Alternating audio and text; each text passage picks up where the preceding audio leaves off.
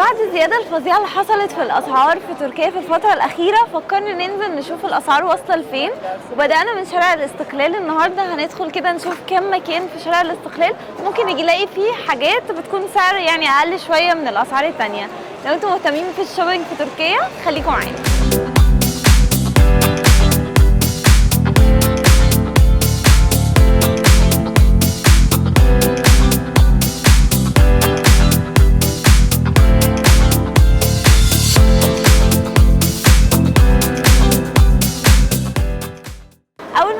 هنخش دلوقتي هو حلب باساج الموجود ورايا اللي ما بين ديفاكتو إلسي وكيكي، هتلاقوه في النص قدامه اطلس سينما. هنخش دلوقتي نشوف الاسعار فيه رخيصه ولا غاليه، فخليكم معانا.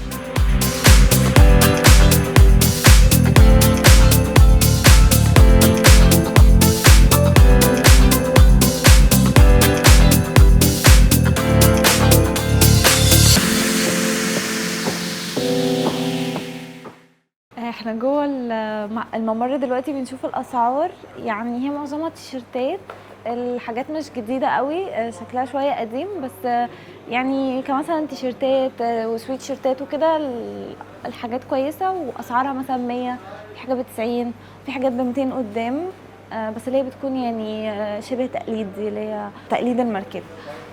بس في محلات كمان فضه واكسسوارز كتيره قوي، والاسعار برضو لطيفه يعني مش وحشه، يعني هي لطيفه. 50 ليره.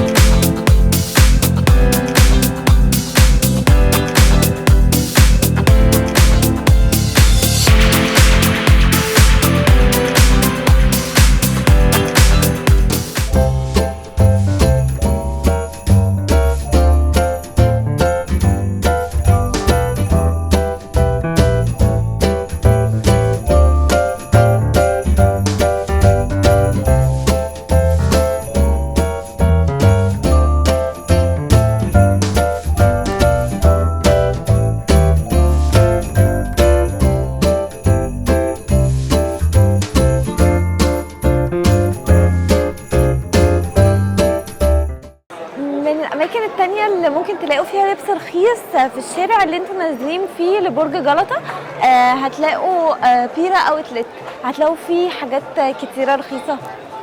هندخل نستكشف مع بعض.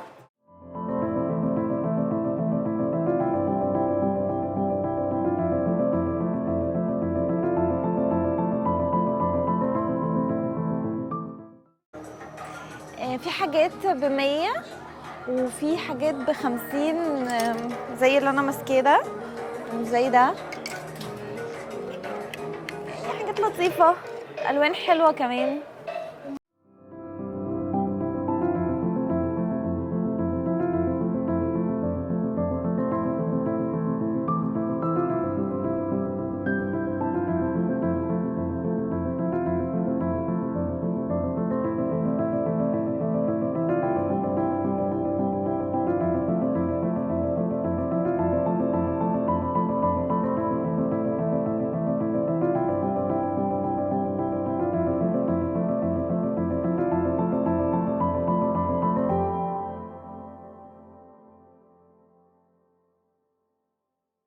دلوقتي تالت مكان بقى موجود هنا تاركوس باساج، وهو اكبر واحد فيهم، اكبر ممر، وفيه حاجات كتير واسعار حلوه، بس الواحد لازم يجي علشان يقلب كتير لحد ما يوصل للحاجه الحلوه اللي سعرها كويس.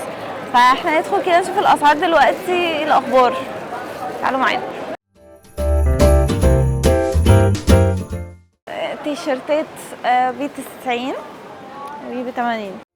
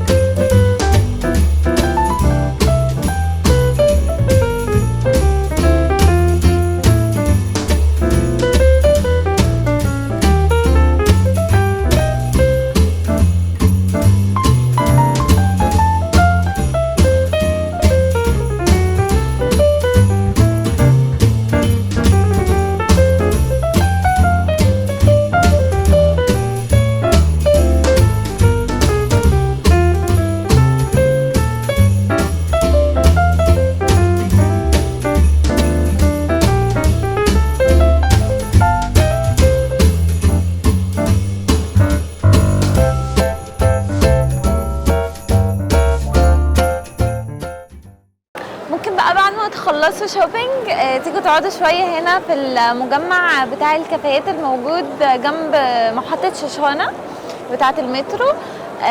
في ستاربكس وفي كمان نيرو، وفي متحف اليزاسيون. ده متحف كده فيه حاجات غريبة كده، ممكن تدخلوا مرة تجربوا جوه وتاخدوا صور حلوة يعني، ومتحف حلو في اكتيفيتيز كده اللي هي الحاجات الخداع البصرية. طبعا المكان الراقي ده ما يعرفش ان انا رايحة اجيب حاجات من السوق ب50 ليرة من جنبهم هنا، بس يلا ان شاء الله ما حدش يعرف.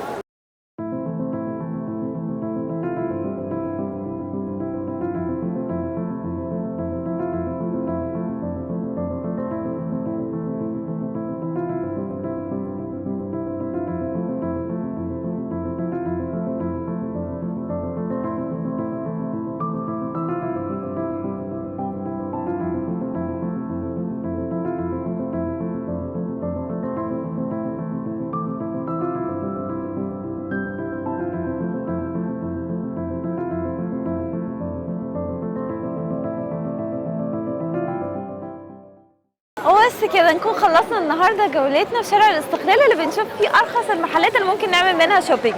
لو عجبكم الفيديو ما تنسوش تعملوا لايك للفيديو وسبسكرايب للقناه، وتابعونا عشان تشوفوا فيديوهات تانية عشان تعرفوا اماكن رخيصه ممكن نعمل منها شوبينج. باي باي.